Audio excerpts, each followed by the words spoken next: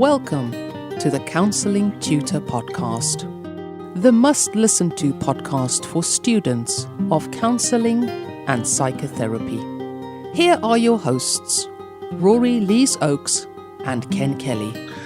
Hi, I'm Rory, and with me as always is Ken. How are you doing, Ken? I am exceptionally well. This is episode 103 of the Counselling Tutor Podcast. And what can you expect in today's episode? Well, we're going to be kicking off looking at the future of counselling qualifications. Where is that road leading to? How might future counselling qualifications change? And I know you've got a lot to share with us on that one, Rory. Then we're going into Practice Matters with Rory, where today you're going to be speaking about counsellor and client attachment styles, Rory. Absolutely. I'm going to be talking about why it's so important to understand your own attachment style. So when we work with clients, we don't collide with their attachment style. Super important. And one thing I think that's sometimes missing in counsellor education, sometimes I think there's not enough emphasis put on that because it can have quite a big impact on the therapeutic relationship. Definitely. And there's going to be a free download for that, which we'll give you more details on later. So you're going to want to stick around for Rory's super duper download on attachment styles. And then we're going to be ending episode 103 by looking at why we work as counsellors with the feelings that the client brings. Why don't we work with the narrative or the story they tell? Why is it that we go to those feelings? So the importance of feelings. But starting us off, looking into the future, Rory, gazing into the crystal ball, the future of the counselling qualification. And I think if we look back before we look forward, counselling qualifications have changed dramatically since you did your counselling qualification. Absolutely, Ken. When I started 16 years ago, the highest level of NVQ, which is a vocational qualification, was level 3. And if you look at my qualification, it says a level 3 diploma in counselling. And that makes me a qualified counsellor. You know, I'm a full member of an ethical body and I've been practicing for a long time. I have insurance. And the year after I graduated, the government got involved in qualifications and shifted the level up to level 4, which really the level you could call yourself a practicing counsellor, level 4. And that was it. It moved up. And it looks like there's going to be a change. Now, I don't want to editorialise, and I don't want to set a panic going. This is purely a consultation document. But I think it's an interesting view of where counselling qualifications and how accreditation may go. And it's called the Scope Ed Framework. It's a idea kind of put forward by the British Psychoanalytical Council, the United Kingdom Council for Psychotherapy, and the British Association for Counselling and Psychotherapy. And at the moment, they're in a consultation phase. But what they're proposing, and as I say, this is very much a proposal document, very much a discussion document. There's nothing written in stone. What they're proposing is there's going to be 3 tiers of counsellor, and they're going to be looking at different qualifications, giving you a different title. That's how I read it. And I think it's an interesting development if it comes to anything, because we've seen this before. In 1909, there was talking about regulation of counselling, and that didn't get very far. And they've been talking about regulation since I graduated 16 years ago, and there's still no nearer to it. But I think it's something to keep an eye on, and I think it's something to be aware of, because, you know, in a lot of countries, if we think of America or Spain or Europe, a lot of practice qualifications are at master's level.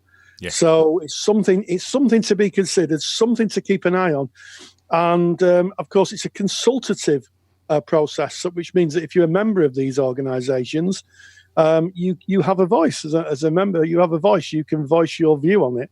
But it is something to be thoughtful of, and it is showing that counselling has now come of age, and people are looking at professionalising the profession.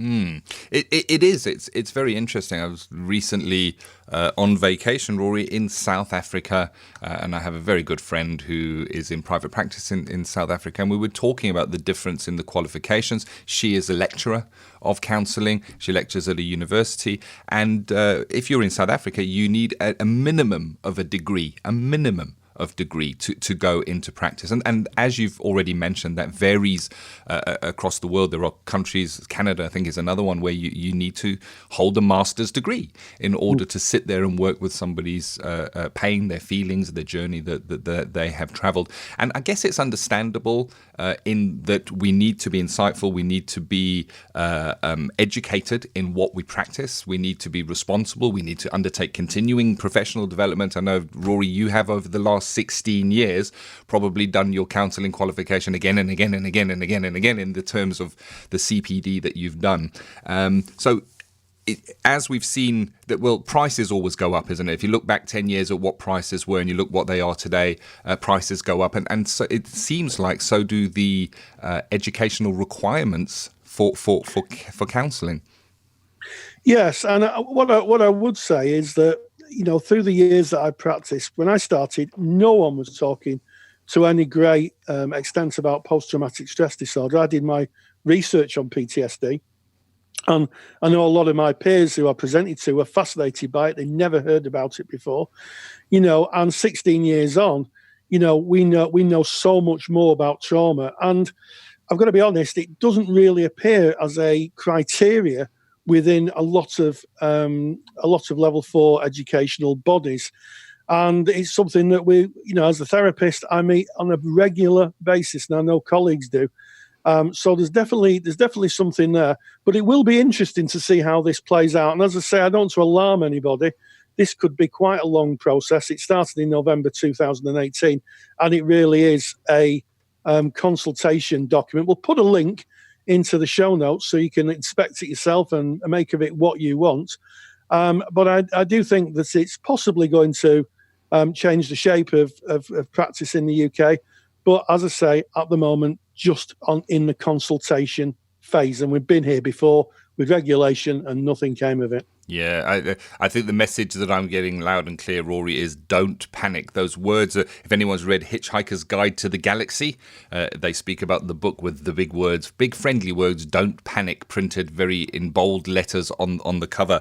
And I guess, if you are a future student, then you will learn what is put in front of you and you will work to those requirements. But if you are already qualified, there's even more reason not to panic, because when they do make these changes, they're usually people that are already qualified and are members and are doing everything they need to do and keeping their CPD and doing all of their required supervision, are able to transition or kind of keep up. So it's not like you may find yourself going back to university and doing another 3 years to be able to keep the practice that you've been in for 16 years. So they are usually, it's brought in slowly, as you've already said, and in stages. Yes, and we'll put a link into the show notes. Inspect it yourself, have a look. And, if you're a member of the British Psychoanalytical Council or the United Kingdom Council for Psychotherapy or the British Association of Counselling and Psychotherapy, then, as members, you have a voice and you can help shape that policy. You can tell them what you think. And I think that's a really great thing.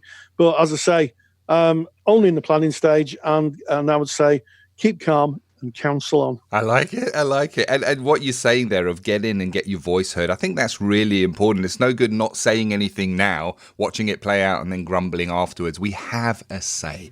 Exercise that right. And of course, go and have your say on that. So great topic to kick us off today, Rory. And Practice Matters is our next area that we're venturing into. Speaking about the counsellor-client attachment styles. Attachment comes up a lot, doesn't it, in our Facebook group where people ask a lot of questions. Tell us more about our Facebook group and how people can join, Rory. Okay, I'll do that then, Ken. So if you're wondering what our Facebook group is, maybe you've not heard the podcast before, and if this is your first podcast, you're very welcome. Type in Counselling Tutor into Facebook, click on it, you'll find our group. It's a closed group. You knock on the door, we let you in, and over 23,000 like-minded people. We've got counsellors in there, we've got qualified colleagues, we've got supervisors, we've got students asking questions and talking about the theory and supporting each other. It's a wonderful, wonderful place. And if you're not there, you are missing out. Counselling Tutor into Facebook, click, come in and we'd love to have you join the party. Yeah, and that attachment comes up as a common theme, does it not? People talking about attachment. And again, I mean, you mentioned this as we were kind of going into today's episode. Attachment maybe not taught in the depth we might like to see, Rory. So what can we expect from Practice Matters today? Well, I'm going to be speaking around the importance of understanding your own attachment style, and also being able to make an opinion on your client's attachment style, because attachment styles are the basis of how we relate to each other and how we feel in the world and how secure we feel. And if we've got opposing attachment styles, you can have some quite difficult cross transactions in counselling. So knowing your attachment style, and I'm going to give you some graphic examples of that. When I say graphic, I'm going to give you an example of what might happen from popular culture. So stay tuned for that. Oh, looking forward to that. And we're going to catch up with Rory and Practice Matters after this very short message. Take the stress out of your counselling studies and get the support of Rory and I by joining us in the Counselling Study Resource. See how Counselling Study Resource can help you. Visit counsellingtutor.com. That's counsellingtutor.com. Anyone who has even a slight interest in the music world will have heard of the Gallagher brothers, Noel and Liam, from the band Oasis. Between them, they performed some of the most popular and iconic songs in the history of music. They are just as famous for their tempestuous relationship as they are for the music they played. It's also well documented that as children, they experienced violence from their father, which led to Noel having to attend speech therapy for a stutter. So why do I mention this story in the context of a client-counsellor relationship? Well, both the Gallagher's history and their relationship to each other, or lack of relationship, speaks volumes about the possible attachment styles and patterns of relating to themselves and others. Noel is famous for deriding other bands and telling the world what a genius he is. Part of this, I suspect, is clever self-promotion. However, it also speaks of an I'm okay, you're not okay life position, sometimes referred to as an avoidant, dismissive attachment style. Liam, on the other hand, is unpredictable and prone to drama. From walking off stage in the middle of gigs to emotional outbursts and his well-documented romantic history, it is clear that he craves attention. Don't believe me? Have a look at his Twitter feed. When considering attachment style, this I'm not okay, you're okay life position has strong correlations to ambivalent attachment. In therapy, the ideal relationship between a client and a counsellor is the I'm okay, you're okay life position of secure attachment, which promotes an adult-to-adult, non-judgmental interaction. Without knowledge of our attachment style, it is possible we may misattune to the client, withdraw, or even become dismissive of them. No matter how much personal development we undertake to develop a healthy attachment style, when under stress, we may sometimes revert to our original attachment style. Knowing your attachment style is an essential part of managing yourself and your own process when engaging in the therapeutic relationship. Thank you as always, Rory. I think we have to understand attachment style, and most importantly, we need to understand our own attachment style and how that can potentially influence the relationship in the counselling room. And if you want to get Rory's super duper handout from today's episode, then all you need to do is go to our website, which is counsellingtutor.com. We're based in the UK, so there's 2 L's in the word counselling. Counsellingtutor.com.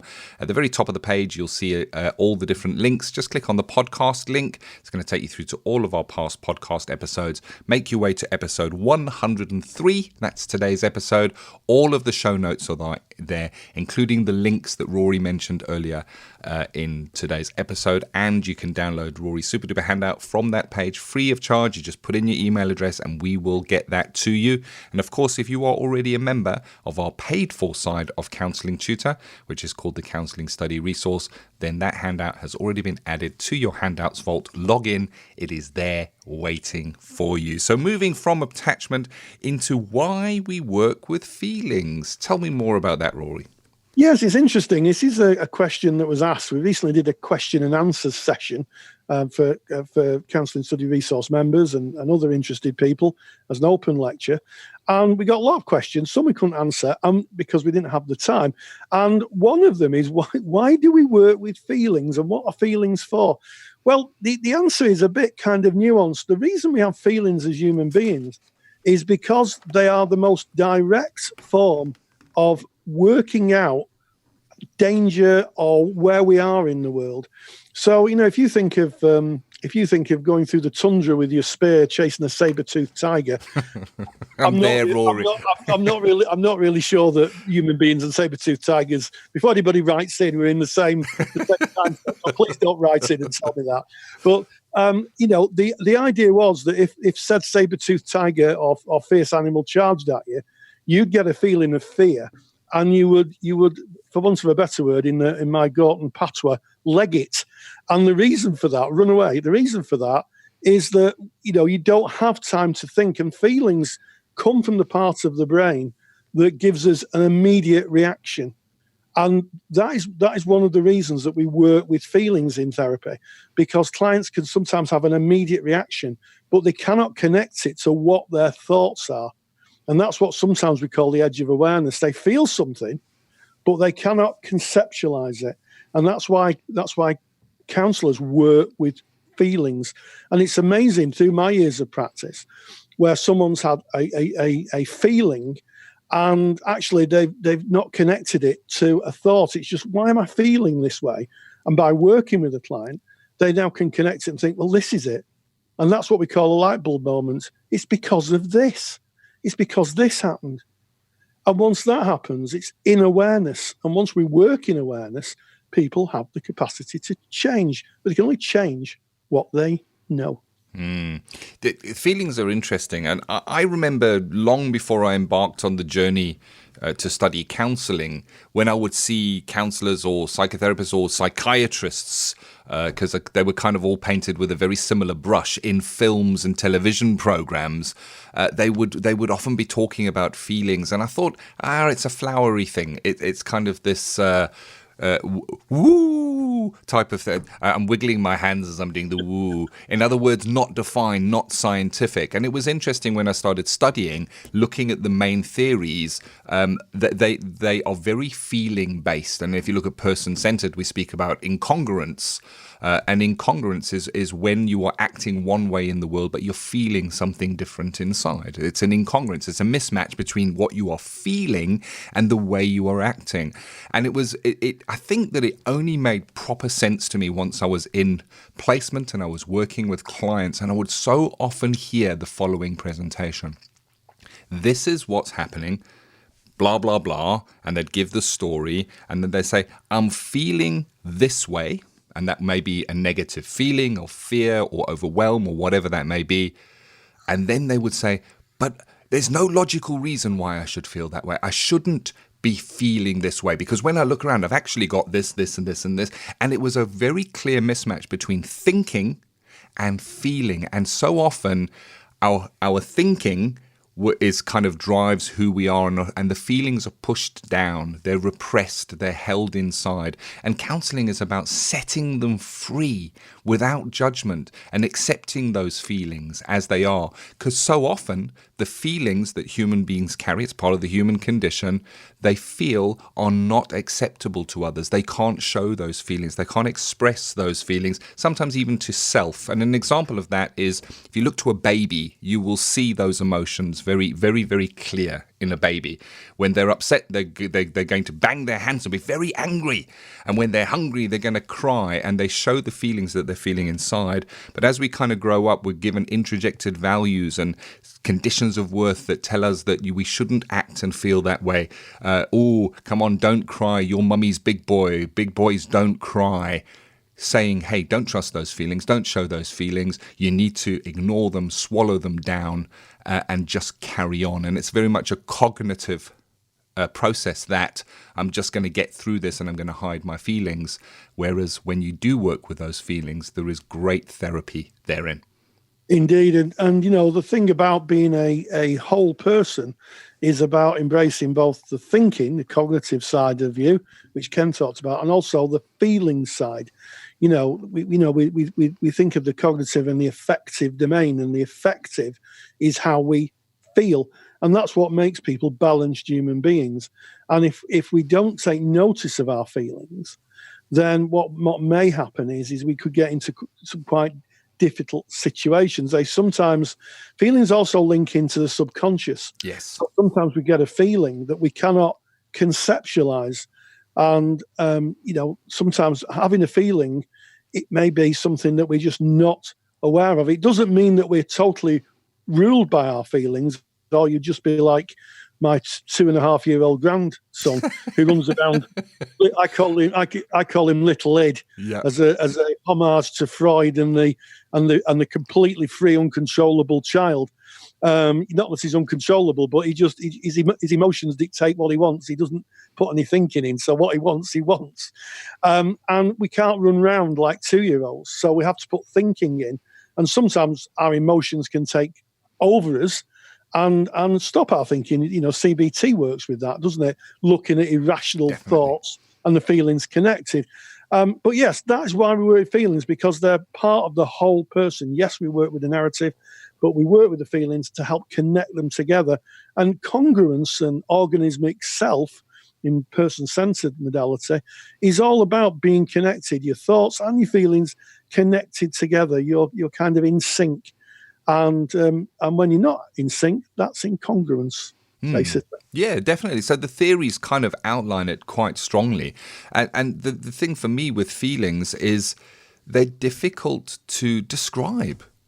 They're difficult to describe. They happen within you, and there's almost a physical nature to them, but also a mental nature to them, in that you feel, if you're feeling sad, for example, draw sad. You can't draw, you can't give it to someone else. And it's a very basic word. I'm feeling sad. It doesn't, for me, does not carry the weight of that feeling of sadness. It's a horrible thing when you're feeling really, really sad. And the word sad, I don't believe, carries the full weight of that. And it's difficult. We don't have words for feelings, again, because society does not encourage the sharing of feelings. It encourages the bottling away and carrying on. And when I say society, I don't mean all societies. I'm speaking general Western capitalist get on with it society, but we don't. There's very few words, so it's not surprising when a client comes into therapy and we start expecting them to go and into their feelings, discover their feelings, speak about their feelings, that they don't have the words to say what they're feeling inside. And that's why working with metaphor is so very, very powerful, because as you said, Rory, you're speaking about the edge of awareness now. You're bordering on that subconscious when you're coming to feelings. And when you work with metaphor, it makes it easier to describe. So sad might be, I feel like I'm out in the rain. It's just black all around me and it's pouring down and I'm cold and I'm shivering and there's nobody there because no one cares. That's stronger than the word sad. And that's working with metaphor or painting a picture around that. And that's why that lecture you did, Rory, on working with metaphor is so powerful. And if you're interested in Rory's lecture, it is available in the Counselling Study Resource. It's our paid for section of what we do at Counselling Tutor. And if you're a Counselling Study Resource member, jump in there, go and type in the word metaphor and go and have a look at the stuff we got there, because it's powerful stuff. But it all keys in to those feelings and inability to be able to describe them, yet it's where we work as counsellors. Absolutely. And I can't say any more than that, other than in other languages, you're right, English is quite restrictive when it talks about feelings. In other languages, they may have lots of different meanings for feelings. So, maybe that's for another podcast. Maybe I'll explore that. But this has been a fantastic episode. We talked about the future of counselling qualifications. Don't panic. It was the outcome of that. Don't panic, but do read the show notes. In Practice Matters, I talked about counsellor and client attachment styles and why we have to be so aware of our own attachment styles when working with clients. And then finally, we discuss what feelings are for. What a great episode. And as always, stay grounded and stay safe. Take the stress out of your counselling studies and get the support of Rory and I by joining us in the Counselling Study Resource. Counselling Study Resource, or CSR for short, is the world's most comprehensive assignment guidance and study support resource for students just like you of counselling and psychotherapy. See how Counselling Study Resource can help you. Visit counsellingtutor.com. That's counsellingtutor.com. Thank you for listening to the Counselling Tutor Podcast. Find the show notes for this episode on our website at www.counsellingtutor.com.